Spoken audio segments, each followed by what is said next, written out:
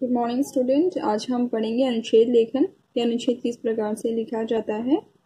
वैसे तो आप सभी पहले से जानते हैं कि अनुच्छेद किस प्रकार से लिखते हैं, परंतु एक बार फिर हम उसके बारे में कुछ बातों को समझते हैं कि किस प्रकार से हमें एक अनुच्छेद लिखना चाहिए और लिखते समय किन किन बातों का ध्यान रखना चाहिए। आइए उसे जानते हैं। सबसे पहले तो यहाँ देखिए, अनुच्छेद में किसी एक ही विचार को प्रस्तुत किया जाता है। कुछ वाक्यों से मिलकर एक अनुच्छेद बनता है। कुछ वाक्यों को जब हम मिला देते हैं तब क्या बनता है, एक अनुच्छेद बनता है। और अनुच्छेद को निबंध की तरह अलग अलग अनुच्छेदों में नहीं लिखा जाता। तो आइए देखते हैं अनुच्छेद को लिखते समय किन किन बातों का हमें ध्यान रखना चाहिए। नंबर 1, अनुच्छेद में एक ही विचार को प्रस्तुत करें। कोई एक ही विचार होना चाहिए, यानी कि जिसके बारे में लिख रहे हो आपका टॉपिक आपको क्लियर होना चाहिए और उसी विषय पर आपको अनुच्छेद लिखना चाहिए। ये नहीं होना चाहिए कि बोला गया है कंप्यूटर का महत्व और आप लिख रहे हो वृक्षों का महत्व। तो यानी कि आप जो अनुच्छेद लिख रहे हो विचार केवल उसके अंदर एक ही होना चाहिए। नंबर 2, वाक्य छोटे छोटे लिखने चाहिए।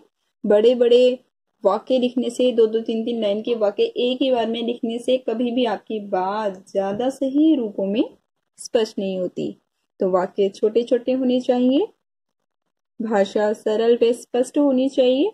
यानी कि ऐसा नहीं होना चाहिए कि आप जो कहना चाह रहे हो वो समझ ना आए, यानी कि आपकी बात स्पष्ट रूप होनी चाहिए, स्पष्ट रूप से समझ में आनी चाहिए। शब्द और वाक्य शुद्ध हो, वाक्य भी आपके शुद्ध होने चाहिए और शब्द भी आपके शुद्ध होने चाहिए। नंबर 5, विचारों के क्रम का ध्यान रखते हुए वाक्य लिखे। वाक्यों विचारों के क्रम का, यानी कि कौन सा विचार आगे आएगा कौन सा पीछे आएगा, इन सब विचारों के क्रम का ध्यान रखते हुए वाक्य लिखना है। नंबर 6, अनुच्छेद का अंत रुचिकर हो। अनुच्छेद का जो अंत है वो रुचिकर होना चाहिए, यानी कि इंटरेस्टिंग होना चाहिए। अनुच्छेद के अंत किस प्रकार से होना चाहिए ये हमें अच्छे तरीके से अपने मस्तिष्क में सोच के रखना चाहिए। यानी कि जो हमें पता होना चाहिए कि अब जब हम अंत करने जा रहे हैं तो कुछ या तो उसके अंदर हम कोई कथन लिख दे या कोई हम सुक्ति डाल दे। यानी कि सुक्ति का अर्थ होता है किसी की उक्ति, अच्छी उक्ति जो किसी व्यक्ति के द्वारा, किसी महापुरुष के द्वारा कही गई उक्ति है, कहा गया कथन है, वह हम अंतिम में लिख सकते हैं। तो जब अनुच्छेद का अंत कर रहे हो उस समय पर हम लिख सकते हैं। उदाहरण के लिए देखिए, यहाँ एक कुछ अनुच्छेद के आपको उदाहरण दिए गए हैं। इन उदाहरण में से हम कुछ उदाहरण को देखते हैं जिसके द्वारा हम समझ सकें। अच्छा, एक बात और, अनुच्छेद लिखने के लिए जब आप अनुच्छेद समझ लोगे तो उसके बाद आपको अभ्यास कार्य दिया जाएगा। उस अभ्यास कार्य को आप केवल अपनी खुद की सोच विचार की क्षमता से पूर्ण करोगे। उसके लिए कोई भी बच्चा आप किसी अन्य व्यक्ति की हेल्प, मदद नहीं लेगा। किसी भी व्यक्ति की सहायता की आपको आवश्यकता नहीं पड़नी चाहिए, क्योंकि अनुच्छेद की प्रैक्टिस आपने पहले भी बहुत बार की है और बहुत बार लिखवाया भी गया है, तो कोई नई चीज नहीं है आपके लिए। परंतु फिर भी अगर जिस बच्चे की आदत अभी भी, क्योंकि घर में रहने के बाद शायद आपके ऊपर थोड़ा सा असर पड़ गया होगा घर में रहने का, तो इसीलिए सभी बच्चे खुद लिखेंगे, जो भी टॉपिक दिए जाएंगे उस पर खुद सोचेंगे। कोई भी बच्चा इंटरनेट का प्रयोग नहीं करेगा इसके लिए। तो आइए सबसे पहले हम कुछ उदाहरण देख लेते हैं इनके अनुच्छेद के। जैसे यहाँ पे उदाहरण दे रखा है, एक जब मैंने पहली बार चाय बनाई। एक उदाहरण है, पहली बार चाय बनाई तो किस प्रकार का एक्सपीरियंस रहा होगा, कैसा अनुभव रहा होगा, तो वो लिखा गया अनुच्छेद के अंतर्गत। रविवार का दिन था, मम्मी पड़ोस वाली आंटी के साथ बाजार गई हुई थी, पिताजी घर पर ही थे। मैंने चाय बनाने की सोची। पिताजी से जिद करके मैंने चाय बनाने की अनुमति ले ली। रसोई घर में जाकर पतीली में 2 कप पानी उबलने रख दिया। फिर उसमें मैंने 3 चम्मच भर भर कर पत्ती डाल दी और 1 चम्मच चीनी।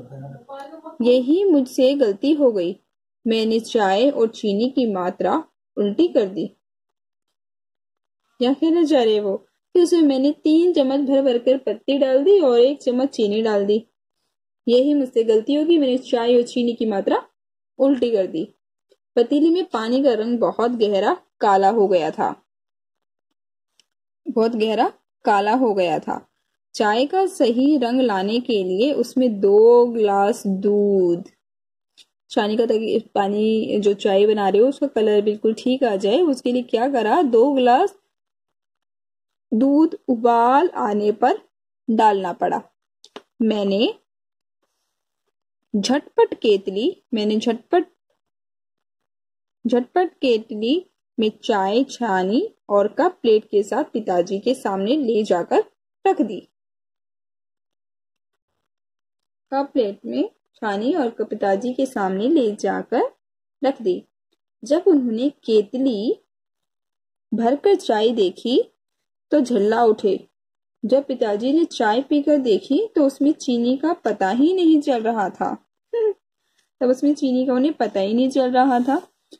पिताजी गुस्से में डांटते हुए रसोई घर से चीनी का डिब्बा और चम्मच लेकर आए। जब मम्मी घर आ गई तो उन्होंने मुझे चाय बनानी सिखाई। अब तो मैं खूब बढ़िया चाय बना लेता हूँ, पर जब मैंने पहली बार चाय बनाई थी तो उसकी बात ही कुछ और थी। आज भी मुझे उस घटना पर हंसी आ जाती है। तो देखिए, ये तो एक बच्चे का अपना अनुभव था कि उसकी चाय किस प्रकार से उसने बनाई। तो आप भी अपने ऐसा कुछ अनुभव बता सकते हो अनुच्छेद के अंतर्गत। अगर ऐसा कोई अनुच्छेद आपको लिखने के लिए आता है तो समझे अनुच्छेद कैसे लिखना आता है। उसके लिए कोई भारी भरकम शब्दों का या भारी कोई अनुभव हो आपका, ऐसा जरूरी नहीं है। हम अपनी किसी घटना को सिर्फ अपने शब्दों में बता देते हैं, यह अनुच्छेद के अंतर्गत सम्मिलित हो जाता है। आइए कोई दूसरा उदाहरण देखते हैं इसका। यहाँ पे एक और उदाहरण दे रखा है। जब मैं मेला देखने गया, दशहरे पर हमारे नगर में मेला लगता है। कल मैं मम्मी पापा और छोटी बहन सुजाता के साथ मेला देखने गया। मेले में तरह तरह की चीजें बिक रही थी। मिठाइयों की दुकानें थी, कपड़ों की दुकानें थी, कुछ दुकानों में सुंदर खिलौने थे। बच्चे खिलौने खरीद रहे थे। मैंने भी पिताजी से हेलीकॉप्टर दिलाने की बात कही। हम खिलौनों की दुकान पर गए। मैंने हेलीकॉप्टर लिया, सुजाता ने चाबी वाला बंदर खरीदा। एक दुकान पर राजस्थानी कचौड़ियां बिक रही थी। बस हमने स्वादिष्ट कचौड़ियां खाई, फिर सबने गुलाब जामुन खाए। खा पीकर हम सब झूले में बैठे। हमने जादूगर का खेल भी देखा। हमें मेले में घूमते घूमते काफी देर हो चुकी थी। पापा जी ने घर लौटने को कहा। हम सब कुल्फी खाते हुए घर लौट आए। मेला देखकर मुझे बहुत आनंद आया। अच्छा लगा आप सभी को। मेले की इसी बहाने सभी बच्चों की सैर हो गई होगी, है ना। चलिए, अभी तो आप सैर नहीं कर सकते हो, इसी प्रकार से आप अनुभव लेके खुश हो सकते हो मेले का। तो आप अपनी किसी घटना का जब आप गए हो कभी भी, आप इसी प्रकार से अपने मेला देखने का अनुभव लिख सकते हो। आइए एक एग्जाम्पल और ले लेते हैं। मेरा प्रिय मित्र मनुष्य कभी अकेला नहीं रह सकता। उसे मित्रों की आवश्यकता अवश्य ही होती है। मेरी कक्षा में पढ़ने वाला दिवाकर मेरा प्रिय मित्र है। वह मेरी ही कॉलोनी में रहता है। हम दोनों साथ साथ विद्यालय जाते हैं। कक्षा में हम दोनों साथ साथ विद्यालय जाते हैं। कक्षा में साथ साथ बैठते हैं। दिवाकर पढ़ाई में बहुत होशियार है। वह पढ़ाई लिखाई में मेरी सहायता करता है। वह खेल कूद में भी भाग लेता है। वह स्वच्छता का ध्यान रखता है। वह सदैव स्वच्छ कपड़े पहनता है। वह प्रतिदिन विद्यालय जाता है। सभी सहपाठियों और अध्यापकों के प्रति उसका व्यवहार अत्यंत अच्छा है। सभी अध्यापक और प्रधान अध्यापक जी उसे बहुत स्नेह करते हैं। वह पढ़ाई और खेलकूद में ही नहीं बल्कि सांस्कृतिक कार्यक्रमों में भी बढ़ चढ़कर भाग लेता है। वह मुझे सदाचरण की बातें सिखाता है। वह सभी की मदद के लिए सदैव तैयार रहता है। वह मेरा सच्चा मित्र है। वह सुख दुख में सदा मेरा साथ देता है। ईश्वर ऐसा मित्र सभी को दे। तो देखिए, ये था मेरा प्रिय मित्र। जो भी अपने मित्र के बारे में आप बता सके वो है, लेकिन जो भी आपको सभी भी जितने भी बच्चे हैं, सभी बच्चे एक बात का और ध्यान रखें, जो भी आपको अनुच्छेद मिलेगा लिखने के लिए, आप उसको बुक से एज इट इज नहीं कॉपी करोगे। आपका उसके अंदर केवल अपना अनुभव होना चाहिए। आप उसके लिए बुक का प्रयोग नहीं करोगे, आपके अपने अनुभव उसके अंदर सम्मिलित होंगे। आप इंटरनेट का प्रयोग नहीं करोगे और न ही आप किसी की हेल्प लोगे, केवल आप लिखोगे। हाँ, अगर आपको कुछ समझ में नहीं आ रहा है तब आप जरूर पूछ सकते हो, आप में से किसी भी बड़े की मदद ले सकते हो, आप मुझसे पूछ सकते हो, लेकिन विचार आपके होंगे, लिखना आपको होगा। जितना लिखोगे वो आपके लिए अच्छा होगा, ताकि आपकी सोचने समझने की क्षमता का विकास हो सके। अगर आप वो नहीं लिखोगे तो आपकी गलतियां भी समझ नहीं आ पाएंगी आपको, कि आप कहाँ गलतियां करते हो, कितनी गलतियां कर रहे हो, आप कितना सोच पा रहे हो, कितना समझ पा रहे हो। तो बेटा, ये सारा काम आपको स्वयं करना है, अपने आप सोचना समझना है और तब लिखना है, और ध्यान से लिखना है। चलिए एक उदाहरण हम और देखते हैं इसका। खेलों का महत्व।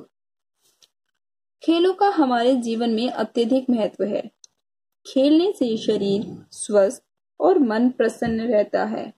खेलों में भाग लेने से पूरे शरीर का व्यायाम हो जाता है। खेल खेलने से शरीर में स्फूर्ति और ताजगी आती है तथा शरीर मजबूत और सुगठित होता है। खेल दो प्रकार के होते हैं, घरों में खेले जाने वाले खेल तथा खुले मैदान में खेले जाने वाले खेल। हम घर के अंदर कैरम, लूडो, शतरंज आदि खेल खेल सकते हैं। मैदान में cricket, hockey, football, tennis, golf, basketball आदि खेल खेले जाते हैं। कबड्डी, खो खो आदि खेल विद्यालय प्रांगण या बड़े आंगन में भी खेले जा सकते हैं। खेल खेलने से हमारा शरीर और मन तो स्वस्थ रहता ही है, साथ ही हमारे अंदर एकता, सहयोग, अनुशासन, सामूहिकता, साहस और सामाजिकता जैसे गुणों का भी विकास होता है। इसीलिए हमें अपनी रुचि और सामर्थ्य के अनुसार प्रतिदिन कोई ना कोई खेल अवश्य ही खेलना चाहिए। तो बेटा, ये था खेलों का महत्व। देखा आपने कि खेलों का सच में हमारे जीवन में बहुत महत्व होता है। खेल जिस प्रकार से बाकी सभी कार्य हमारे जीवन में जरूरी हैं, उसी प्रकार से खेल भी हमारे जीवन में बहुत जरूरी है। मस्तिष्क से संबंधित खेल जो घर के अंदर आप बैठ के इस समय खेल सकते हो, वो जरूर खेलिए। साथ ही डेली प्रतिदिन व्यायाम कीजिए। इनके आपके शरीर के लिए बहुत जरूरी है, क्योंकि अभी इस समय आप बाहर जाके वर्कआउट नहीं कर रहे हो, एक्सरसाइज नहीं कर रहे हो, लेकिन वो सारे आपके जितने भी क्रियाकलाप हैं, जो भी आपके कार्यक्रम है, वो आप अपने घर पे कर सकते हो। इस समय पे घर पे रह के अपने व्यायाम कीजिए। घर पे रहकर आप अपने ड्राइंग करना है, अपना जो खेल है एक कोई, वो जरूर खेले, ताकि उससे आपका जो मस्तिष्क है वो स्वस्थ रहे और आप अधिक से अधिक अपने मस्तिष्क का अच्छे से अच्छा, अधिक से अधिक प्रयोग कर सके। तो अभी आपको क्या करना है, आज आप करेंगे अनुच्छेद लेखन। और अनुच्छेद आपको किसके ऊपर लिखना है? अनुच्छेद आप लिखोगे, जैसे यहाँ उदाहरण दे रखे हैं आपको, इसके अलावा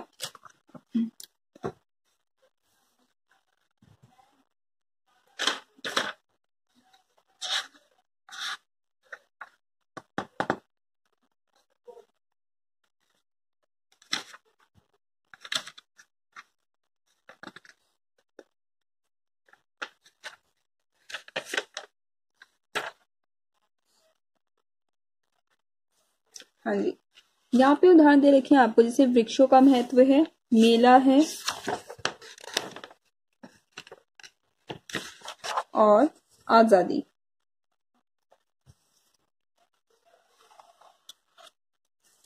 आजादी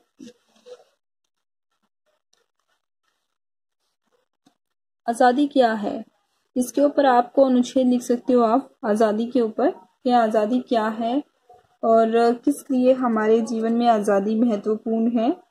ठीक है,